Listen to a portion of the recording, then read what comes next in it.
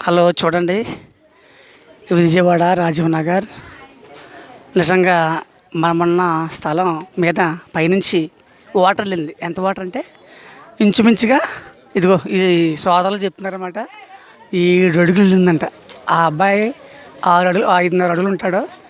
అతని మీద ఇంకో 1.5 ఎత్తు అంటే 7 అడుగులు పైన వెళ్ళిందంట వాటర్. అంటే ఇక్కడ ఇంచుమించుగా అంత వాటర్ వెళ్ళిందంట. మనం నడిసే మార్గంలో 15 రోజుల క్రితం అయితే పడవలు తిరిగాయి. మేము ప్రత్యక్షంగా ఈ స్థలానికి వచ్చి దీన్ని మేము రికార్డ్ చేస్తాం అనమాట.